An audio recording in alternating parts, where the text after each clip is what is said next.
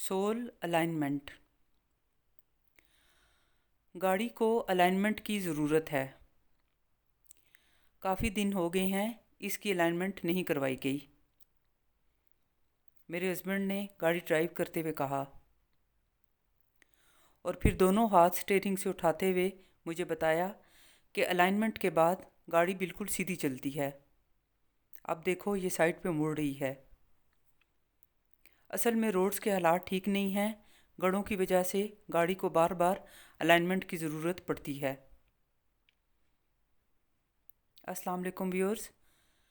गाड़ी की अलाइनमेंट की डेफिनेशन और बम्पी रोड पर नज़र डालते हुए मेरे दिल की कैफियत अजीब हो गई। मैंने सोचा कि ये ज़िंदगी का सफ़र भी एक रोड की तरह है। हमारी मिसाल गाड़ी की तरह है जिसे बार बार सोल अलाइनमेंट की ज़रूरत पड़ती है। इंसान का रूट वर्ड नून सीन ये से है। इससे नासिया भूलने वाला और निस्यान भी इसी रूट वर्ड से निकला है, यानी भूलना। निस्यान की बीमारी आमतौर पर बुढ़ापे में दिमाग की कमज़ोरी की वजह से हो जाती है। इंसान भी इस दुनिया में आने का मकसद भूल जाता है और अल्लाह ताला ने इस मकसद को याद दिलाने के लिए कुरान पाक, पैगंबर और अपने बरगुज़ीदा बंदे इस दुनिया में भेजे जो हमारी सोल अलाइनमेंट का काम अंजाम देते हैं। हमारी रोड्स की तरह ज़िंदगी की सड़क भी कभी तोड़ फोड़ का शिकार होती है, कभी अचानक अंधे मोड़ सामने आ जाते हैं और कभी कभार स्मूथ ड्राइविंग होती है। समझदार ड्राइवर वही होता है जो अपनी गाड़ी के पेट्रोल, टायर्स, इंजन अलगार सारे सिस्टम्स को बर वक्त चेक और मरम्मत करता है और उसके बाद ड्राइव करते हुए बिल्कुल चौकस रहता है। अगर वो ड्राइविंग के दौरान बातें भी कर रहा हो तो उसकी नज़र अपने सामने तीनों शीशों, सड़क के अलावा गाड़ी के सारे मैकेनिज़्म पे होती है। एक लम्हे की गफलत, नींद का झोंका या किसी भी किस्म की लापरवाही हलाकत का बाइस बन सकती है। इसी तरह ज़िंदगी में भी अपनी सोल को लाइन रखने के लिए इसको वक्तन फ़वक्तन चेक करवाना चाहिए। व्यूअर्स, अल्लाह ताला ने महज इंसान को पैदा नहीं किया बल्कि उसकी तरबियत भी की है। कुरान पाक की इब्तिदा दुआ से होती है। दुआ का तरीका भी अल्लाह ताला ने सूरह फातिहा में बताया। इहदिनस सिरातल मुस्तकीम, हमें सीधा रास्ता दिखा। सिरात मुस्तकीम अलाइनमेंट की बेहतरीन मिसाल है। आगे अल्लाह ताला फरमाते हैं, सिरातल्लज़ीना अनअमता अलैहिम गैरिल मग़दूबि अलैहिम वलद्दाल्लीन आमीन। उन लोगों का रास्ता जिन पे तेरा इनाम हुआ, ना कि उनका जिन पे तेरा गज़ब हुआ और ना ही गुमराहों का, आमीन। व्यूअर्स, इस खूबसूरत मिसाल से ये बात वाज़ेह हो जाती है कि जब हमारी सोल अलाइन होती है तो तभी हम बैलेंस्ड होते हैं और इफ़रात और तफरीत का शिकार हुए बगैर सिरात मुस्तकीम पे अपना सफ़र तय करते हुए अपनी मंजिल पे पहुंच सकते हैं। बैलेंस ही से कायनात में खूबसूरती है और जब इंसान अंदर से बैलेंस्ड होता है तो कुदरत भी अपना आप उस पे खोलती है। फिर इंसान को हर पत्ते और हर डाली पे नज़र डालते हुए कुदरत की सनाई नज़र आती है और हिजाबात उठने शुरू हो जाते हैं। व्यूअर्स, गाड़ी के अगले दो पहियों की अलाइनमेंट होती है। ना सिर्फ गाड़ी बल्कि कोई भी व्हीकल दो पहियों के बगैर नहीं चल सकती।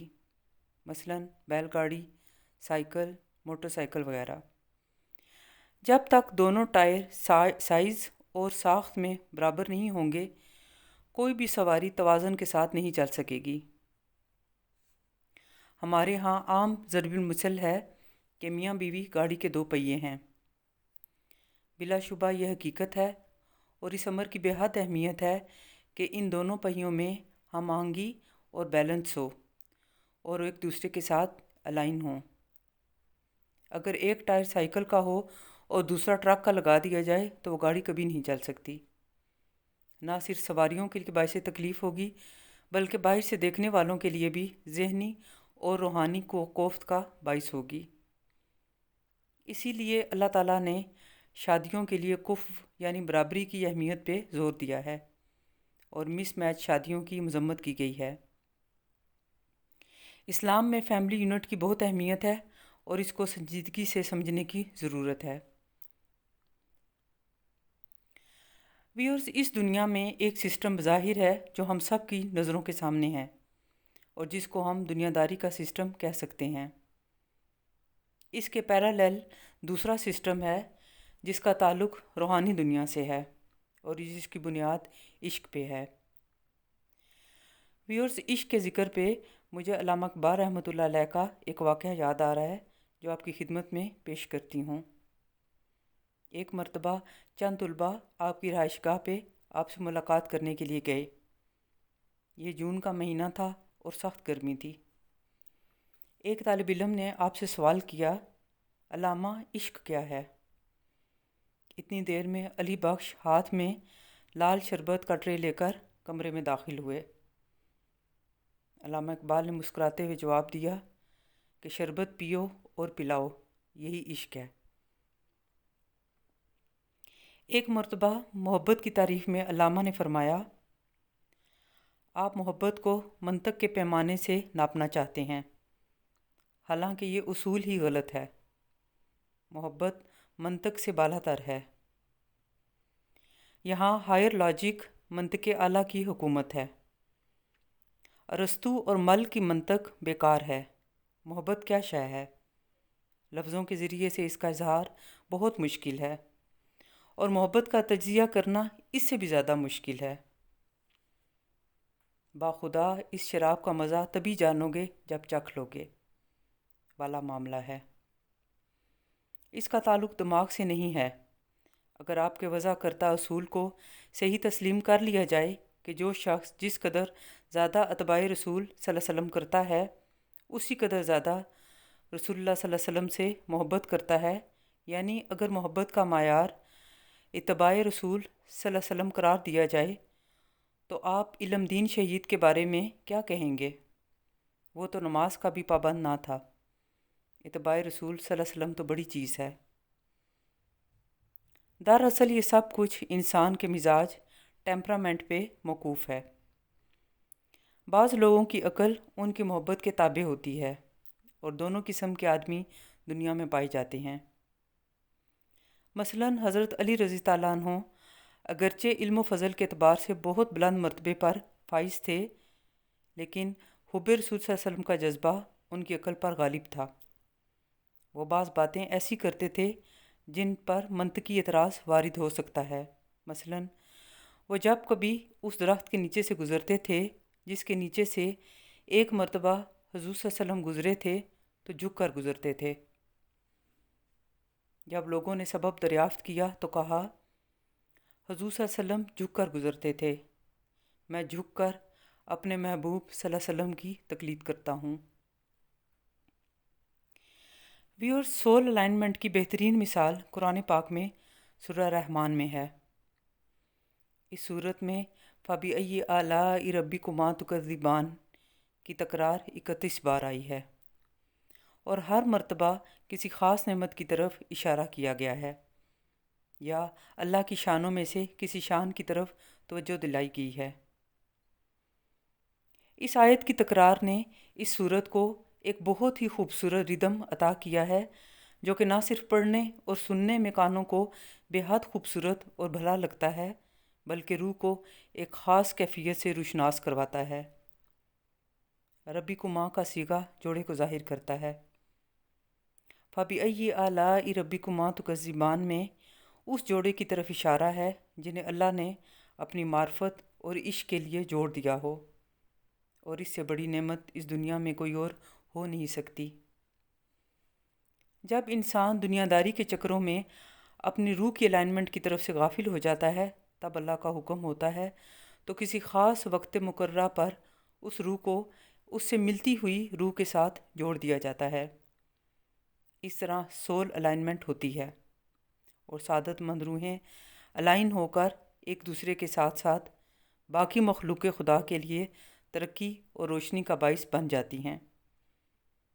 اس تعلق کی بہترین مثالیں علامہ اقبال اور مولانا روم رحمۃ اللہ علیہ، مولانا روم اور شمس تبریز رحمۃ اللہ علیہ، ہیر وارث شاہ میں ہیر رانجھا کی داستان، شاہ حسین اور مادھو لال، بابا بلے شاہ اور ان کے مرشد شاہ عنایت قادری، حضرت شاہ عبداللطیف بھٹائی کی داستان قصہ سسی پنو، حضرت خواجہ معین الدین چشتی رحمۃ اللہ علیہ اور حضرت شیخ علی حجویری رحمۃ اللہ علیہ وغیرہ سمیت بے شمار قابل تقلید مثالیں ہیں۔ ویورز، آخر میں بابا بلے شاہ کے اس کلام کے ساتھ اپنی بات کا اختتام کرتی ہوں۔ علمو بس کریو یار، اکو الف تیرے درکار، علم نہ آوے وچ شمار، جان دی عمر نہیں اعتبار، اکو الف تیرے درکار، علمو بس کریو یار، علمو بس کریو یار، پڑھ پڑھ لکھ لکھ لاویں ڈھیر، ڈھیر کتاباں چار چپھیر، گردے چانن وچ انیر، پچھو راہ تے خبر نہ سار، علمو بس کریو یار، پڑھ پڑھ نفل نماز گزاریں، اچیاں بانگاں چانگاں ماریں، ممبر تے چڑھواز پکاریں، کیتا تینو علم خوار، علمو بس کری او یار، علمو پے قضیے ہور، اکھاں والے انے کور، پھڑدے ساتھ تے چھڈن چور، دوہیں جہانی ہون خوار، علمو بس کری او یار، پڑھ پڑھ شیخ مشائخ کہاویں، الٹے مسئلے گھروں بناویں، بے علماں نوں لٹ لٹ کھاویں، جھوٹے سچے کریں اقرار، علمو بس کری او یار، پڑھ پڑھ ملاں ہوئے قاضی، اللہ علموں باجوں راضی، ہووے ہرس دنوں دن تازی، تینوں کیتا ہرس خوار، علمو بس کری او یار، پڑھ پڑھ مسئلے پیا سناویں، کھانا شک شبے دا کھاویں، دسیں ہور تے ہور کماویں، اندر کھوٹ باہر سچیار، علمو بس کری او یار، جد میں سبق عشق دا پڑھیا، دریا ویکھ وحدت دا وڑیا، گھمن گھیراں تے وچ اڑیا، شاہ عنایت لایا پار، علمو بس کری او یار، علمو بس کری او یار۔ آپ سب کا بہت شکریہ۔ اللہ حافظ۔